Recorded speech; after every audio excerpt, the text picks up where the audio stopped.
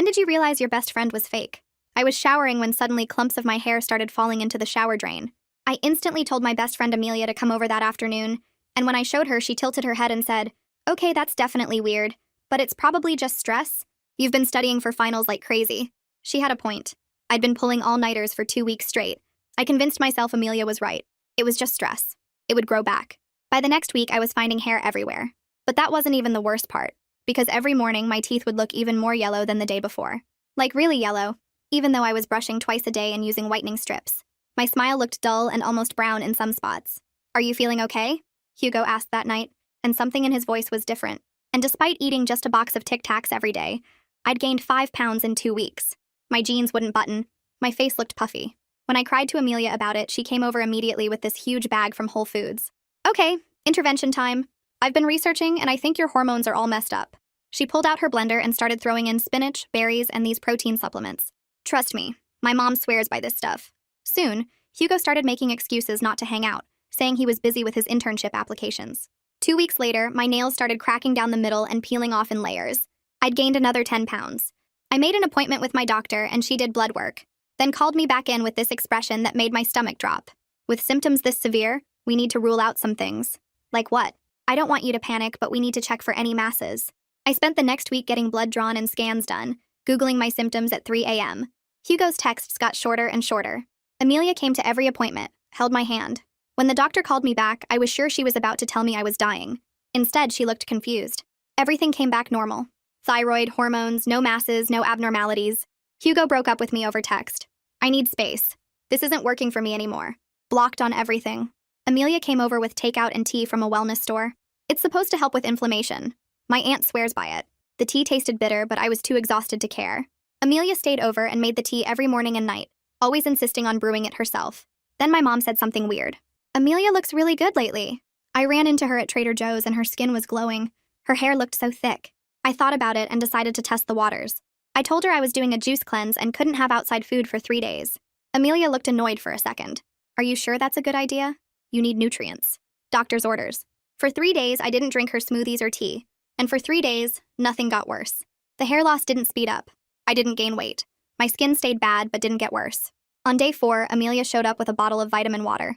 "This is just vitamins and water, totally clean for your cleanse." She was pushy about it. I took it, and the second she left, I poured it into a jar and took it to a lab. They called with the results 3 days later. The woman's voice was careful, almost scared. "If you've been ingesting this regularly, you need to see a doctor immediately." I Googled the compounds while she was still talking. Hair loss medication. Another one caused a laxative effect. My best friend since 8th grade had been systematically destroying me for months. I sat in my car staring at the lab results until my hands stopped shaking enough to drive. When I got to her apartment, I didn't knock, just barged in. She was sitting on her couch scrolling when I walked in. "Hey," she said, smiling. "I was just about to text you. I found this new. We need to talk." I held up the lab results. Her smile didn't move, but something flickered in her eyes. "What's that?" "You know what it is." For a second, neither of us moved. Then her face changed. The warmth drained out of it like someone had flipped a switch. "How did you—" She stopped herself. "You tested it. Why?" My voice cracked. "Why would you do this to me?" She stared at me for what felt like forever. Then she laughed. But it wasn't her normal laugh. "Do you really want to know?" I couldn't speak. Couldn't move. Amelia stood up slowly. "Fine. You want the truth? Here it is." Requested Reads is on Spotify now. Check out link in the description or comments. Her face went completely blank. Not shocked, not guilty, just empty. Like someone had turned off a switch inside her head. 3 seconds passed where she just stared at me. And then she laughed. This weird hollow sound that didn't match her face at all.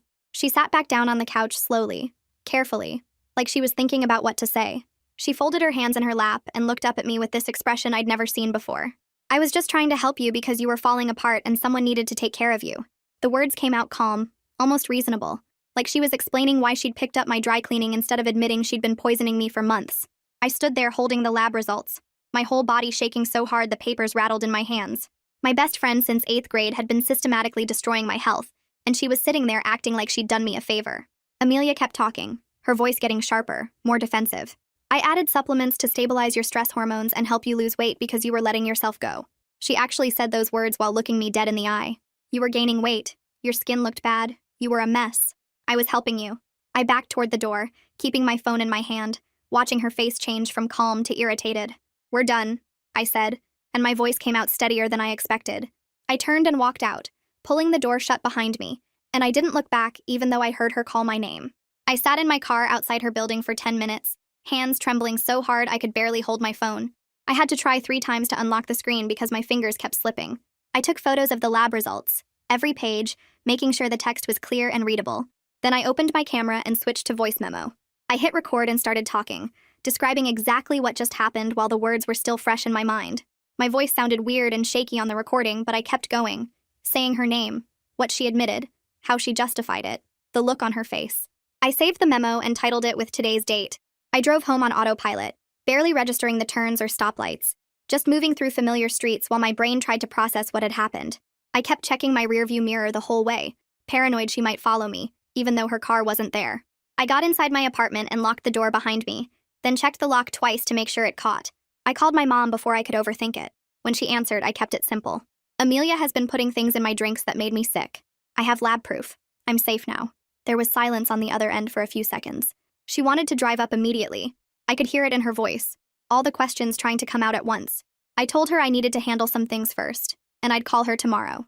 She made me promise I was really safe, that I'd lock my doors, that I'd call if anything changed. I promised and hung up before she could ask more questions.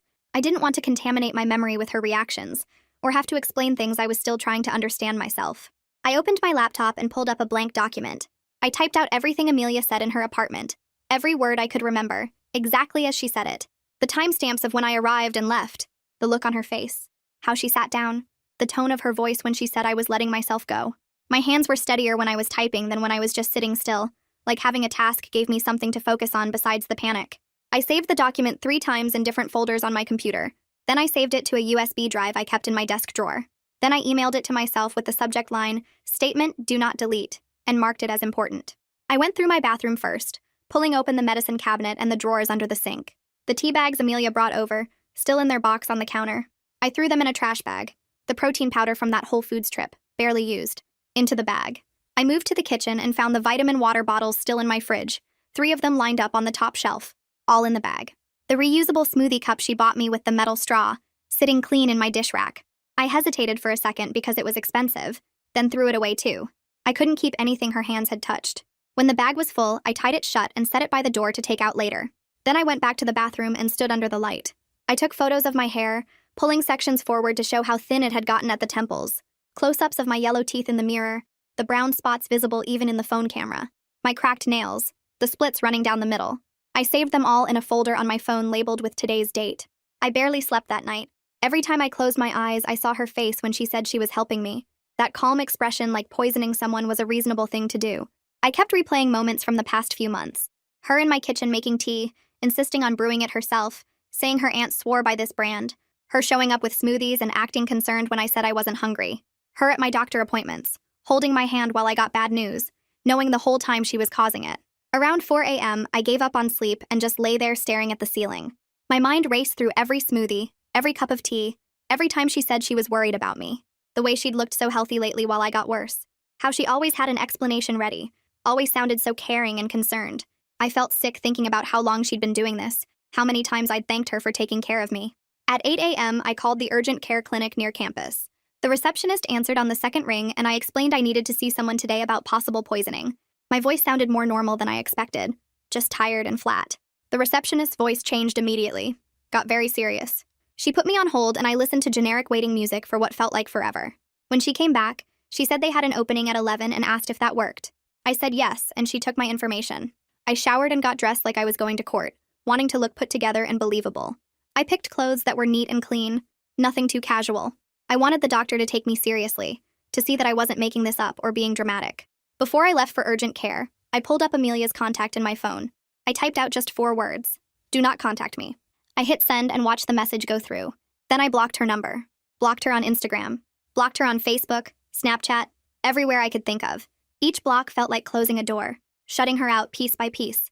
My hands were shaking less by the time I was done, like taking action made me feel more in control. I grabbed my purse and the folder with all my evidence and headed out.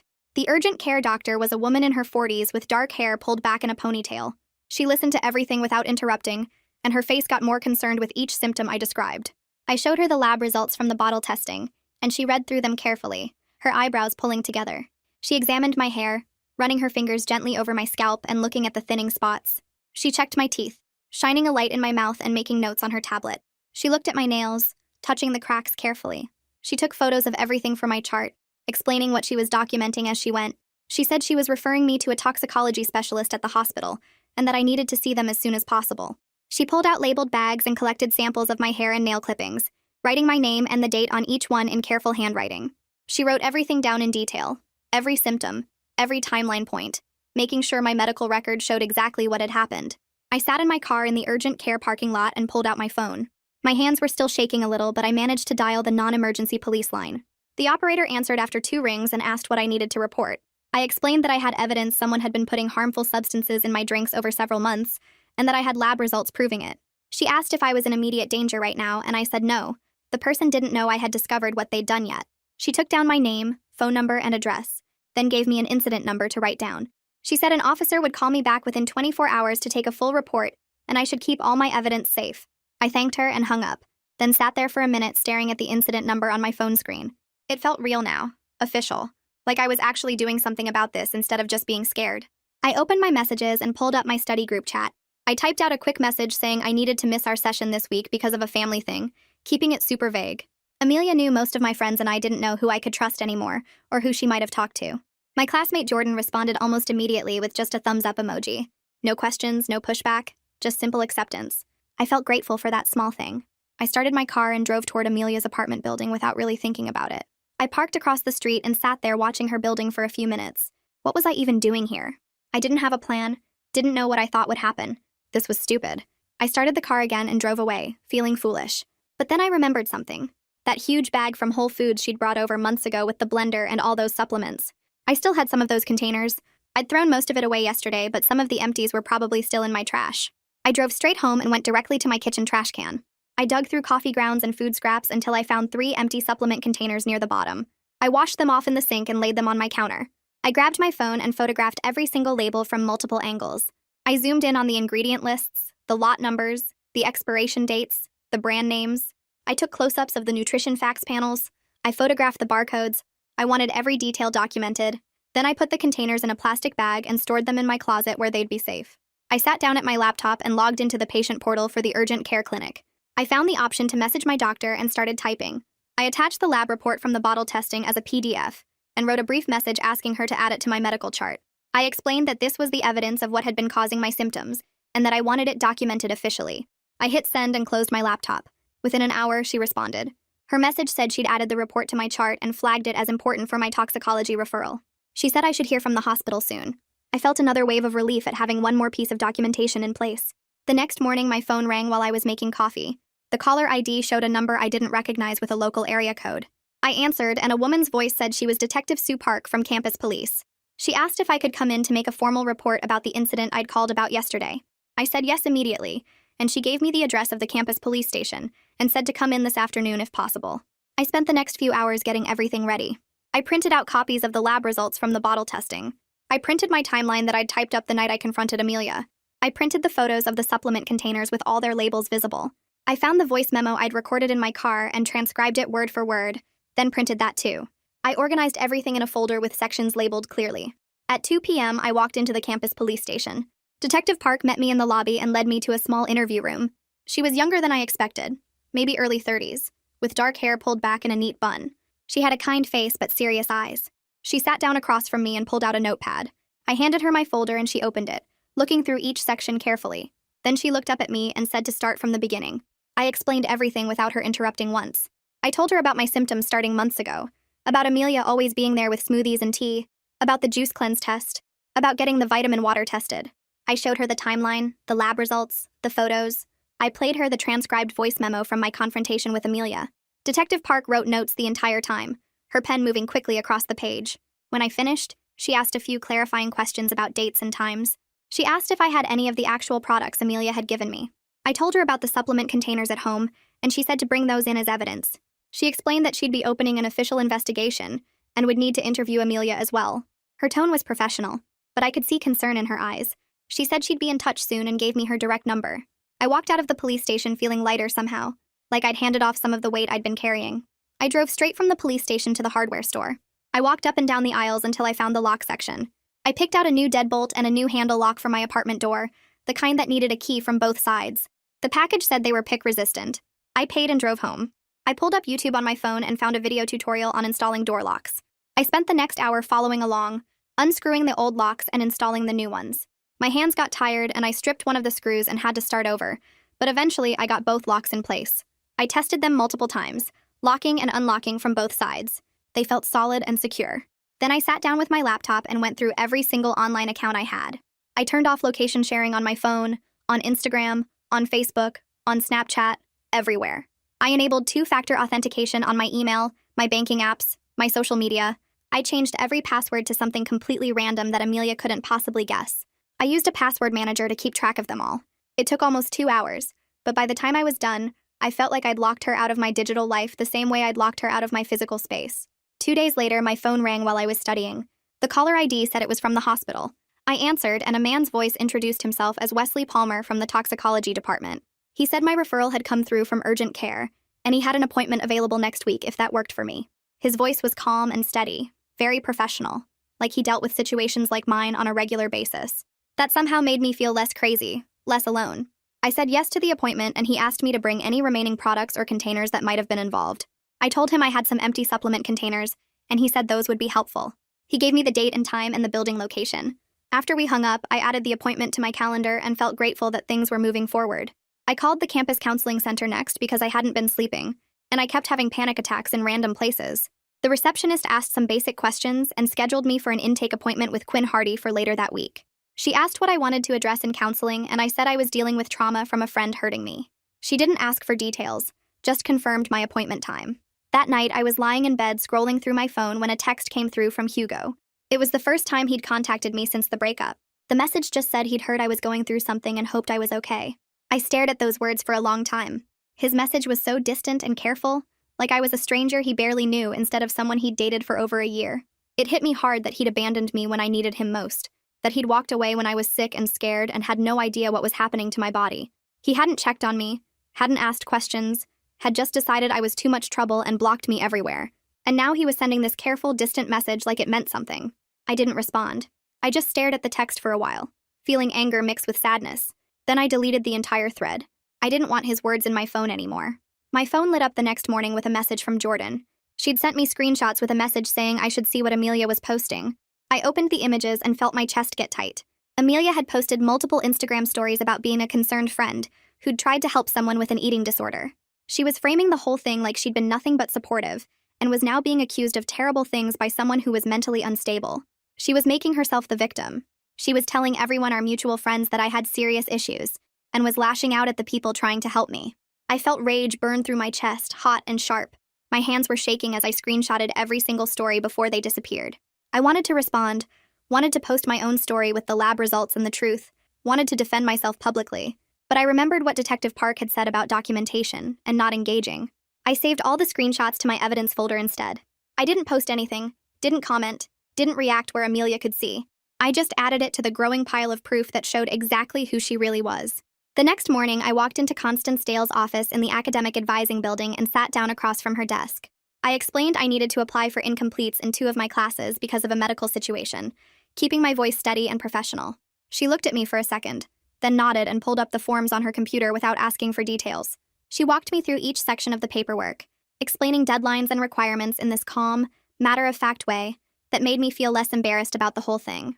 It was hard to admit I couldn't handle my normal course load, that I was falling behind because of what Amelia did to me, but Constance made it feel practical instead of shameful.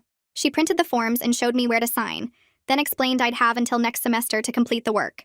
I thanked her and left, feeling like at least one thing was handled, one problem solved. 3 days later, I sat in Wesley Palmer's office at the hospital toxicology department with the lab report from the bottle sitting on the desk between us.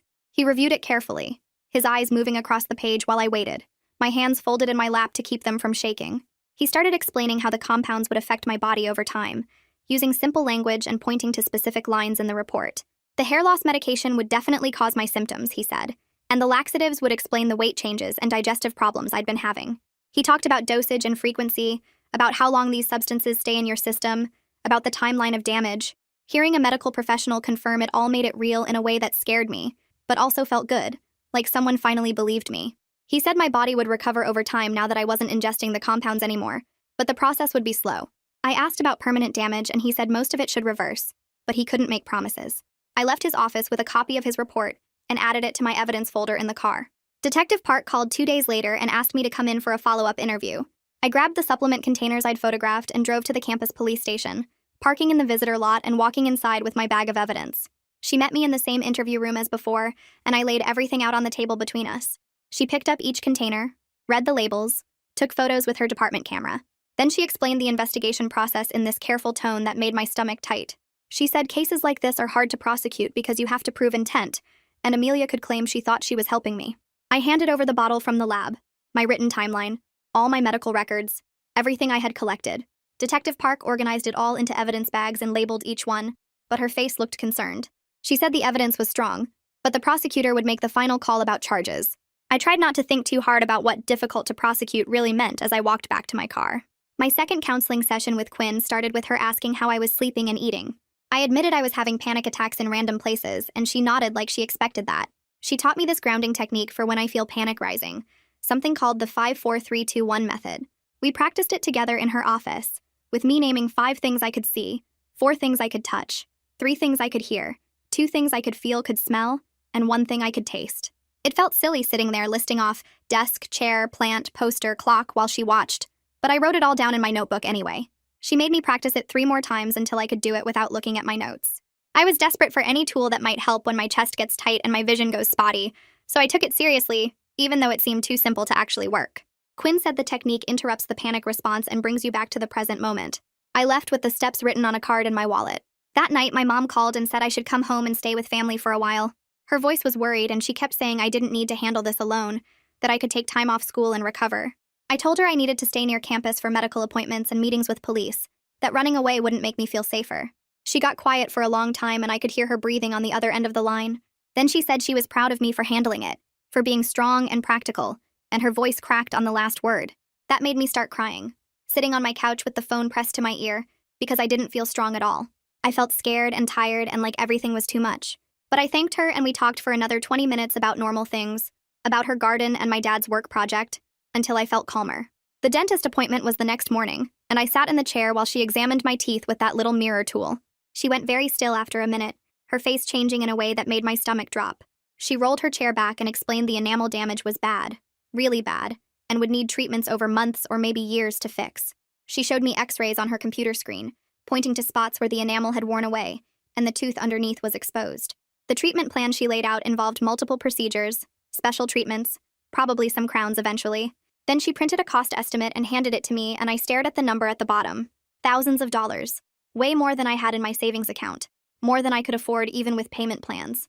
She was kind about it and said we could work something out, but I left that office feeling sick about the money on top of everything else. I walked into the campus legal aid office the next afternoon and asked the receptionist if I could talk to someone about getting a protection order. She gave me a form to fill out, and 20 minutes later, a law student named Lydia Pope called me back to a small office. She was doing her clinic rotation, and she listened while I explained the whole situation, then asked to see my evidence. I pulled out my 3-ring binder, and she went through it page by page, reading the lab results and medical reports and timeline. She said I had a strong case for civil court even if criminal charges didn't happen, which was good to hear after Detective Park's warnings. We started filling out the protection order paperwork together, with her explaining each section and what I needed to write. It took over an hour to complete everything, but Lydia was patient and thorough. She made copies of all my evidence to attach to the filing and said we'd submit it to the courthouse tomorrow. I left feeling like I was finally doing something active to protect myself, instead of just reacting to what Amelia did. My group chat with friends from freshman year had been quiet since someone mentioned Amelia a few days ago. I opened it that night and scrolled through, noticing people were leaving one by one with no explanations or goodbyes. First Sarah's name disappeared, then Mike's, then 3 more people I'd known since orientation. By the end of the week, it was just me, Jordan, and 1 other person, and nobody was posting anymore. The silence hurt more than I expected because these were people I'd spent 2 years hanging out with, people I thought were my friends. I realized Amelia must have been talking to them, spinning her version of events, and they'd chosen to believe her instead of asking me what happened. I closed the chat and didn't open it again. I spent an evening going through my bank statements to track any weird charges, looking for patterns or anything suspicious. I was scrolling through transaction histories when I remembered Amelia's Venmo was public. I opened the app and found her profile, then started scrolling through her payment history. Every single week for the past 6 months, she'd been buying herbal tea supplies and wellness supplements, the payments all labeled with little plant emojis and notes about self-care. I took screenshots of everything, my hands steady as I captured each transaction. The pattern was so clear, so organized, like she'd been planning this systematically the whole time. I added all the screenshots to my evidence folder on my laptop, feeling this cold satisfaction at having one more piece of proof. The documentation felt powerful, like I was building something solid that couldn't be argued away. Quinn suggested in our next session that I write out a complete statement of what happened, something organized and clear that I could use for legal proceedings. We spent the whole hour working on it together, with me typing on my laptop while she helped me structure the information. She showed me how to edit out the emotional parts and focus on facts, timeline, and evidence instead. We organized it into sections with dates and specific incidents, making it read like a report instead of a story. Every time I started adding how I felt or what I was thinking, Quinn would say to save that for therapy and stick to what actually happened. By the end of the session, I had 3 pages of clean, clear paragraphs that laid out everything in order. I saved multiple copies and emailed it to myself with a subject line I'd remember. Having it written down like that, all neat and organized, made me feel more in control than I had in weeks. 3 days later, I came home from the library around 7 p.m. and found a folded piece of notebook paper taped to my apartment door. My stomach dropped before I even touched it because I recognized Amelia's handwriting on the front where she'd written my name in purple pen. I pulled out my phone and took 3 photos of it still taped to the door from different angles, making sure the timestamp and my door number were visible. Then I peeled it off carefully and unfolded it. The note said, "Please just talk to me, I can explain everything," in her loopy handwriting with a sad face drawn at the bottom. My hands started shaking so hard I had to lean against the doorframe. I took more photos of the unfolded note, then went inside and locked both locks behind me. I called Detective Park immediately and she answered on the second ring. I told her about the note and she asked me to read it word for word, which I did while my voice came out all tight and scared. She said she'd handle it and to save the note as evidence. I hung up and sat on my couch staring at that stupid, sad face Amelia had drawn, feeling angry instead of sad for once. Detective Park called me back the next morning while I was eating cereal and said she'd just gotten off the phone with Amelia. She explained she'd given Amelia a formal warning that any further contact with me would be documented and could be used against her in court. I asked what Amelia said, and Detective Park paused before telling me that Amelia had cried during the call and kept saying she just wanted to apologize. Hearing that made me so angry I had to put my spoon down because my hand was clenching too hard. Detective Park said Amelia claimed she was only trying to say sorry and didn't understand why she couldn't explain herself. I thanked Detective Park for calling her and we hung up. I dumped the rest of my cereal in the sink because I couldn't eat anymore, my stomach all twisted up with rage at Amelia still playing the victim. That afternoon, I drove to the wellness store on Maple Street where I remembered Amelia saying she bought the tea supplies. The store smelled like incense and had wooden shelves full of glass jars with dried herbs. I found the manager at the register, a woman in her 50s with gray hair and a braid, and explained I was trying to get purchase records for someone who bought products there. She listened carefully while I talked, her face getting more sympathetic, but then she shook her head. She said their privacy policy prevented them from sharing customer purchase data without a subpoena from a court. I felt frustration rise in my chest, but I understood what she meant. I told her I got it and that the same rules protecting Amelia also protected everyone else who shopped there. She nodded and said she was sorry she couldn't help more. I left feeling defeated, but also weirdly okay with it, because at least the rules were fair even when they didn't help me. My counseling appointment with Quinn was scheduled for Thursday at 3 p.m. and I showed up 10 minutes early. We spent the whole session talking about grief, which felt strange because Amelia wasn't dead, but the person I thought she was had never really existed. Quinn explained that mourning a living person was actually common in situations like mine. We talked about how I was grieving the friendship I thought I had for 8 years, all those memories now feeling fake and poisoned. Then Quinn had me practice setting boundaries out loud, making me say, "I will not discuss this with you," over and over, until it felt natural coming out of my mouth. She made me try different tones, different volumes, until I could say it firmly without my voice shaking. By the end of the session, I felt completely drained, like I'd run a marathon, but also clearer about what I needed to do. I drove home in silence with the radio off, just processing everything. When I got back to my apartment, I checked my email and found a message from Constance with the subject line, "Incomplete forms approved." I opened it immediately and read that my incompletes for both classes were officially approved and my finals were rescheduled for next semester. Relief washed over me so strong I actually felt tears in my eyes. I wouldn't fail out. I was behind and stressed, but I had time to catch up now. The email felt like someone finally believing that what happened to me was real and serious enough to deserve help. I printed the email and added it to my evidence folder, then sat at my kitchen table just breathing for a few minutes and feeling grateful. 2 days later, a thick envelope arrived in my mailbox from the hospital with Wesley Palmer's return address. I opened it in my car and pulled out a formal letter on the hospital letterhead. Wesley had written a detailed summary of his findings, explaining that the compounds in the vitamin water bottle were consistent with my symptoms of hair loss, tooth discoloration, weight gain, and nail damage. He stated the timeline matched the progression of my health decline over the months Amelia had been giving me drinks. He included specific information about dosages and how they would cause the effects I experienced. I read the letter 3 times sitting there in the parking lot. Having a medical professional document everything in official language made it feel validated and real, but it also made me deeply sad that I needed a formal letter to prove my best friend had hurt me. I folded it carefully and drove home to add it to my binder. That night, I got a text from someone I knew from sophomore year, a girl named Michelle who was in my statistics class. The text said, "Amelia asked me to send you this," with a voice memo attached. My hands went cold, but I opened it anyway. Amelia's voice came through my phone speakers sounding shaky and apologetic, saying she was sorry and she'd been so stressed about her own life and just wanted to help me. She blamed her anxiety and said she thought she was helping me get healthy by giving me supplements. Her voice broke like she was crying, and she said she never meant to hurt me.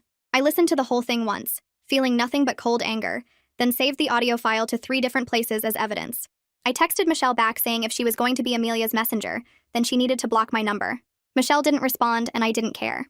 The next morning, Lydia and I met at the courthouse at 9 a.m. to file for the civil protection order. I brought my 3-ring binder with everything organized in tabs, the whole thing probably 2 inches thick with evidence. We went to the clerk's window, and Lydia helped me submit all the documents, including the lab results, photos of my symptoms showing my hair loss, and damaged nails and yellow teeth, my written timeline of events, the Venmo screenshots of Amelia's purchases, Wesley's formal letter, and my typed statement. The clerk processed everything methodically, stamping pages and making copies, then handed me a receipt and said the hearing was scheduled for 2 weeks out on November 18th. Walking out of the courthouse, I felt like I'd actually done something concrete to protect myself, instead of just reacting to what Amelia kept doing to me. That night, I was sitting on my couch trying to watch TV when my chest suddenly got tight, and my vision started going spotty around the edges. I couldn't catch my breath, and my heart was racing, so fast I thought something was seriously wrong. I managed to get to my bathroom and sat down on the floor with my back against the tub. I forced myself to do the grounding technique Quinn taught me, naming 5 things I could see out loud even though my voice was shaking. White tiles, blue towel, silver faucet, green soap bottle, black bath mat, then 4 things I could touch, 3 things I could hear. My breathing started slowing down after about 20 minutes of working through it. I stayed on the bathroom floor until my heart rate felt normal again. Getting through the panic attack without calling anyone or going to the hospital felt like a small victory, like maybe I was getting stronger at handling this. Detective Park called me 2 days later while I was making lunch, and I answered hoping for good news. Instead, my stomach sank as she explained that the prosecutor had reviewed all the evidence and didn't think they could get criminal charges to stick. She said without proof that Amelia intended to cause harm, and with Amelia framing everything as misguided help, they couldn't prove criminal intent beyond reasonable doubt. Detective Park's voice sounded genuinely sorry when she said the civil protection order was my best path forward now. I thanked her for everything she'd done and told her I understood before hanging up. Then I sat at my kitchen table and cried for 10 minutes, letting myself feel disappointed and angry before pulling myself together again. 2 days later, I met Lydia at a coffee shop downtown to prep for the hearing. She brought a yellow legal pad covered in notes, and we sat in a corner booth away from other people. She walked me through the process step by step, explaining how I'd be called to testify first and what questions the judge would likely ask. She taught me to answer clearly and briefly, to look at the judge when I spoke, to pause if I needed water or a moment to collect myself. We practiced my statement 3 times, with Lydia playing the judge and asking follow-up questions. The first run-through my voice shook so badly I had to stop twice. The second time was better. By the 3rd time I could get through most of it without my hands trembling too much. Lydia said I was ready, that I just needed to stay calm and stick to the facts. Walking back to my car, I felt more prepared but also more nervous, like the hearing was suddenly very real and very soon.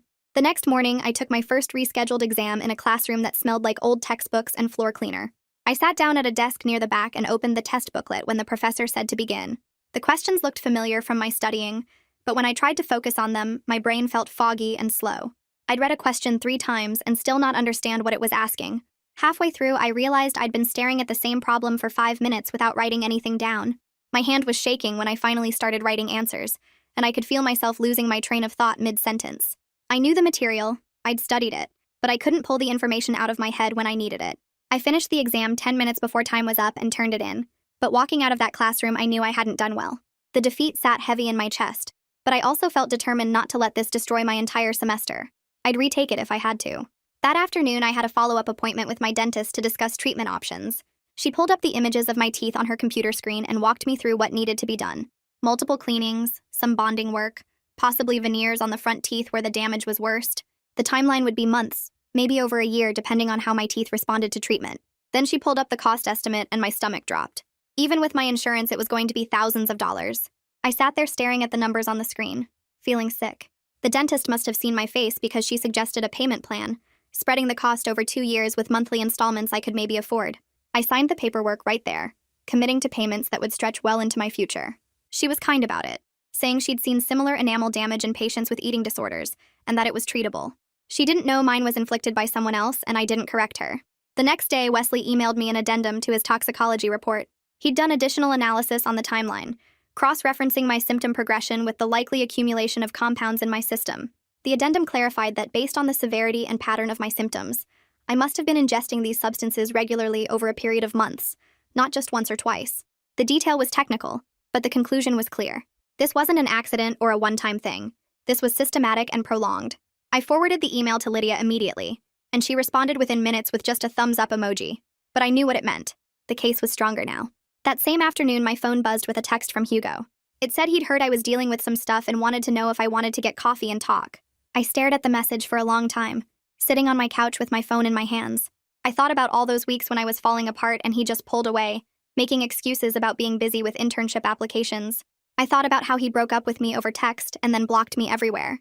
And now he wanted to talk, now that the worst of it was visible and public and he could position himself as supportive. I typed back a simple response. No thanks, I'm good. Hitting send felt powerful, like I was choosing myself over someone who couldn't choose me when I actually needed him. He didn't respond, and I didn't expect him to. The next morning, I woke up to my phone blowing up with Instagram notifications. One of Amelia's friends had posted a story with crying emojis and text about false accusations ruining innocent lives. I wasn't tagged, but people started tagging me in the comments, asking if this was about my situation. Friends of friends I barely knew were suddenly in my mentions, some supportive and some clearly taking Amelia's side. My first instinct was to post my own response, to defend myself publicly and set the record straight. I started typing out a statement 3 different times and deleted it each time. Lydia had been clear about not engaging on social media, about keeping everything documented and formal for court. So instead, I just muted all the notifications and closed the app. Let them think whatever they wanted to think. The people who mattered knew the truth. The night before the hearing, I couldn't sleep, so I got up and organized my binder one more time. Every tab was already labeled and every document was already in order, but I went through it all anyway. Lab results, photos, timeline, Venmo screenshots, medical records, Wesley's report, and addendum. Everything was there. Everything was perfect. Then I went to my bathroom and stood in front of the mirror with my printed statement. I read it out loud, forcing myself to maintain eye contact with my own reflection. My voice shook on the first run-through, better on the second. By the third time, I could get through most of it with only minor trembling. I practiced looking up periodically like Lydia taught me, practiced pausing for water, practiced staying calm even when my heart was racing. It was past midnight when I finally went back to bed. The morning of the hearing, I woke up at 6 and spent an hour picking out clothes. I settled on dark pants and a plain sweater. Nothing flashy or attention-seeking. The kind of outfit my mom would approve of for something serious. I left my apartment at 8, even though the hearing wasn't until 10, needing the extra time to feel prepared. The courthouse was downtown in this big old building with marble floors and high ceilings that made every sound echo. People in suits rushed past me talking on phones and carrying briefcases. I found the courtroom number on the directory and then sat on a wooden bench outside, clutching my binder. My hands were shaking, so I used the grounding technique Quinn taught me.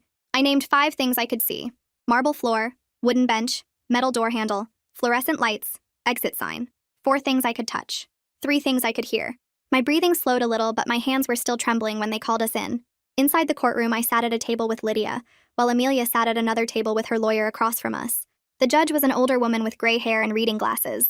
When she called my name, I stood up on shaky legs and walked to the witness stand. The clerk had me place my hand on a Bible and swear to tell the truth. My voice sounded small in the big room, but I said I did. Then I pulled out my statement and started reading. I looked up at the judge periodically like Lydia taught me, making eye contact and then looking back down at my paper. My voice cracked twice, and I had to pause once to take a drink of water from the cup they provided. But I got through it. All of it. Every detail about the symptoms and the lab results and the timeline. When I finished, the judge asked if I had exhibits, and Lydia helped me submit everything from my binder. The judge accepted it all into evidence, marking each document with a number. Then it was Amelia's turn, and I had to sit there and listen to her testify. She positioned herself as a concerned friend who was just trying to help me through what she thought was an eating disorder and severe stress. She admitted giving me the supplements and tea, but insisted she thought they were harmless wellness products, things her mom used and recommended. She said she was worried about me because I was clearly falling apart and she just wanted to help. Her voice got shaky when she talked about our friendship and how much she cared about me. She even cried, real tears running down her face, and it looked genuine enough that I wondered if the judge believed her. Sitting there listening to her twist everything into a story where she was the hero trying to save me, I felt my anger shift into something cold and clear and focused. She was good at this, at making herself look innocent and caring. But I had the evidence and the timeline and the medical reports. I had the truth, even if she could cry on command. The judge flips through the papers in front of her for what feels like 10 minutes but is probably only 2. She adjusts her glasses and looks up at me, then at Amelia, then back down at the documents. My hands are gripping the edge of the table so hard my knuckles are white. She clears her throat and says the evidence shows clear harm, documented medical damage, and a pattern of behavior that warrants protection regardless of intent. She's granting a protection order for 12 months with no contact allowed, direct or indirect. It's not criminal charges, but it's real and legal and enforceable. I feel something loosen in my chest, but I'm too exhausted to feel relieved yet. The judge explains the terms, says Amelia cannot contact me in any way, cannot come within 500 feet of me, and if she violates it, there will be consequences. Amelia's lawyer nods and writes things down. Amelia just sits there staring at the table. The judge asks if I understand the terms, and I say yes, my voice coming out steadier than I expected. She signs the papers and hands copies to both lawyers and tells us we're dismissed.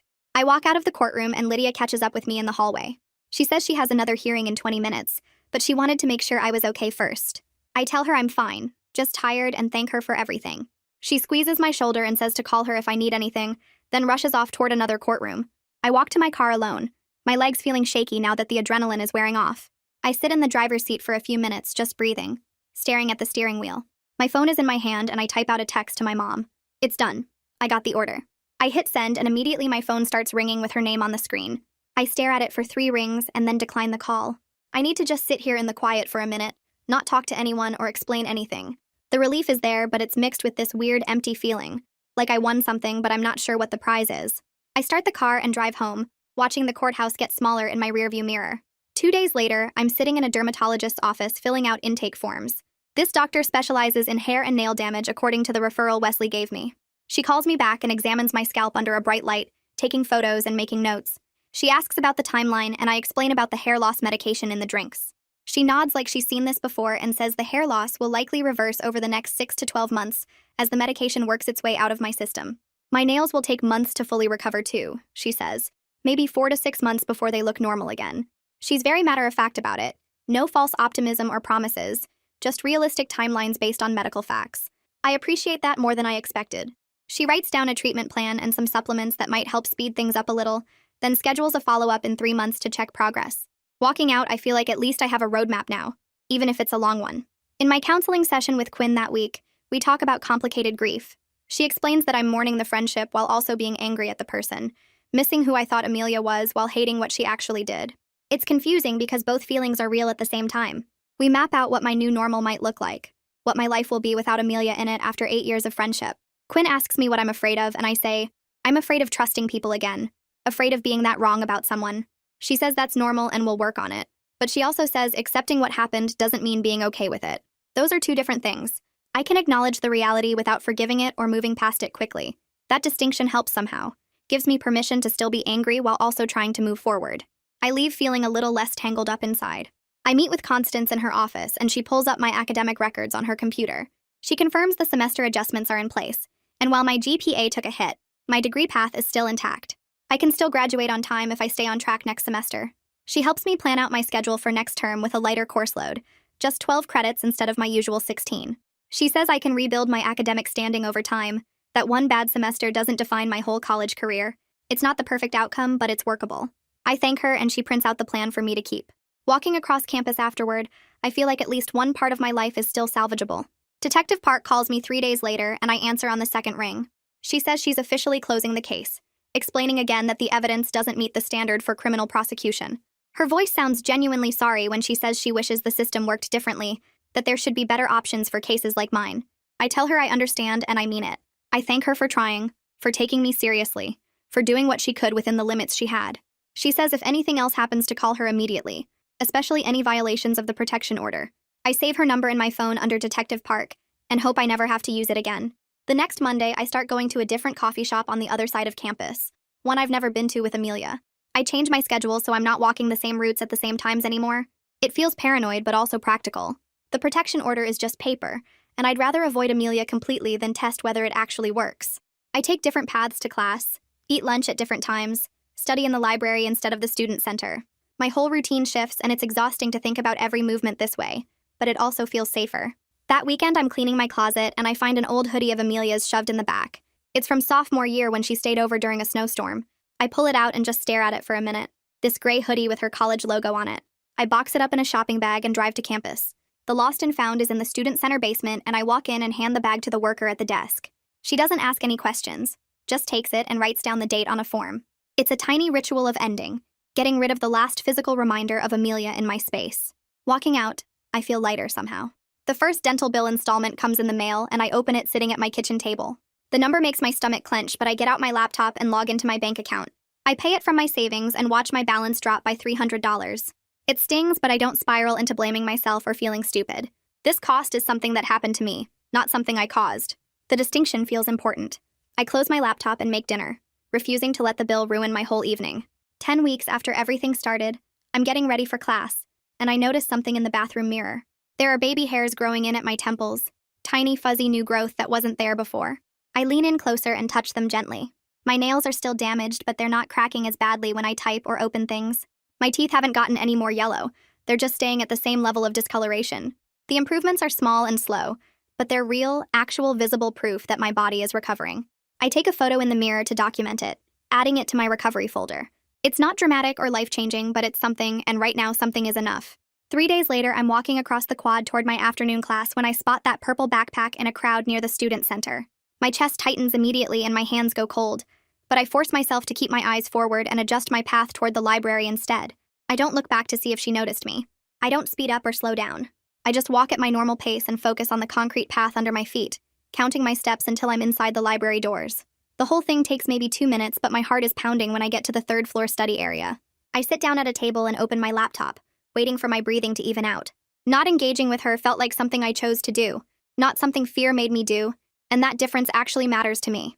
That evening, I sit on my bed with my phone and start going through old messages. I archive the text thread with Amelia without reading through it. Just select and archive in 2 taps. Then I open my photos and start a new album called Before, and move about 30 pictures into it, mostly from freshman and sophomore year when everything felt normal. I keep scrolling and deleting, removing Amelia from my main camera roll 1 photo at a time.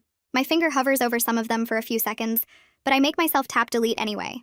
The Halloween costumes, the spring break trip, the stupid selfies in her dorm room. Gone. I keep maybe 5 pictures in the Before folder, ones where I look happy and the memory isn't completely ruined. The rest go into my recently deleted album, and I empty it immediately so I can't change my mind later. When I'm done, my photo library looks sparse but cleaner somehow, like I organized a messy closet. My phone actually feels lighter in my hand, even though I know that's not physically possible. I get hungry around 8, so I make myself pasta with olive oil and whatever vegetables are left in my fridge. Just zucchini and cherry tomatoes, nothing fancy or complicated. I drain the pasta and mix everything together in the pot, then carry my bowl to my kitchen table instead of eating on the couch like I usually do. I open my sociology textbook and read while I eat, highlighting sections about social support systems.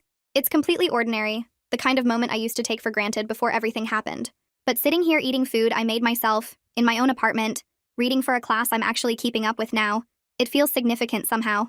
I'm not healed and I'm not triumphant. I still have damaged hair and yellow teeth and medical bills I'll be paying off for months. But I'm steady tonight, and that's enough for right now. So that's today's story, and honestly, what a journey that was. If it made your day even a tiny bit brighter, I'd love for you to join our little corner of the internet by hitting subscribe. Take care of yourselves out there.